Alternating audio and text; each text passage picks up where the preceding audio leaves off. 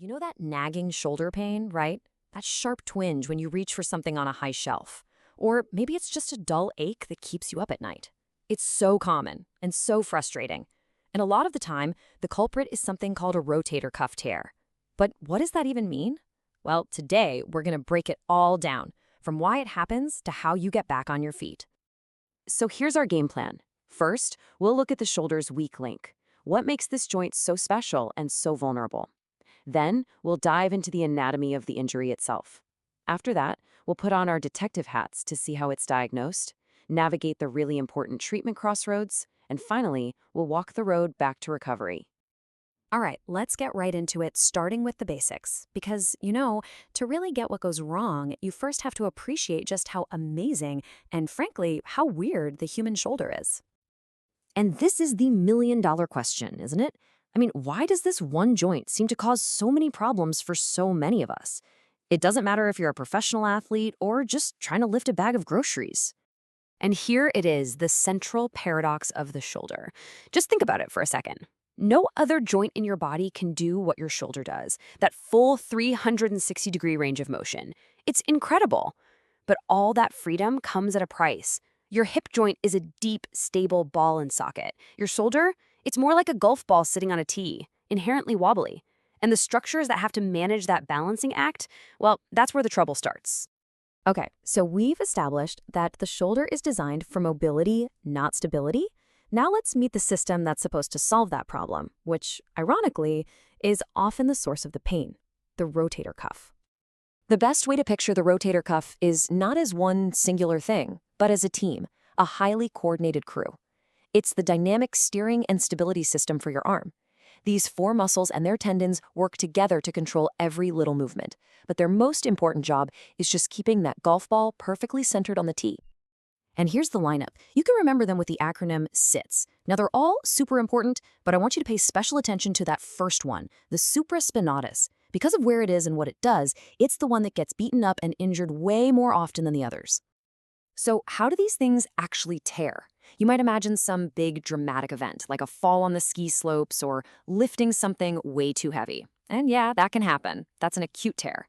But the truth is, the vast majority of tears are degenerative. They happen slowly, over a long period of time. Think of it less like a rope suddenly snapping and more like it's slowly fraying over years of use. Okay, so you've got the pain. You think it might be a rotator cuff. So what happens when you go to get it checked out? Well, this is where the process becomes a bit like methodical detective work. It's a really logical process, not just guesswork. It always starts with your story. That's the most important clue. Then comes the hands-on physical exam, where a clinician will test your movement and strength to figure out which parts might be hurt. And finally, if there's still any doubt, that's when imaging like an MRI or an ultrasound comes in to give a crystal clear picture of what's going on. So, the diagnosis is in. You have a rotator cuff tear. Now you're standing at a really critical junction, and this is where people have the most questions. What do we do about it? This is the big one, isn't it? You hear the word tear and your mind immediately jumps to one thing: surgery. You think something's torn, so it must need to be stitched back together. But is that actually the best approach? The crucial point, and this might surprise you, is that for most people, the answer is no. Surgery is not always the answer. In fact, for the most common degenerative type tears, physical therapy and other conservative treatments are the #1 first-line recommendation. The goal isn't always to fix the tear itself, but to make the shoulders so strong and functional that the tear doesn't matter anymore.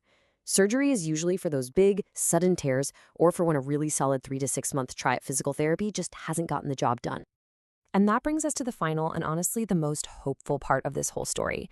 If surgery isn't the go-to, what does this road back to function, the rehab process, actually look like? And how well does it work? Theory is one thing, but let's make this real. Let's look at a case study. And this isn't some elite athlete. This is a 57-year-old bus driver, someone whose job literally depends on being able to use their arm all day, every day, without pain. Just look at these numbers for a minute. Before he started, his pain was a 6 out of 10. And his disability score was 52%, meaning his shoulder was basically functioning at half-mast. Now, look what happens after just 6 weeks of a targeted physio program.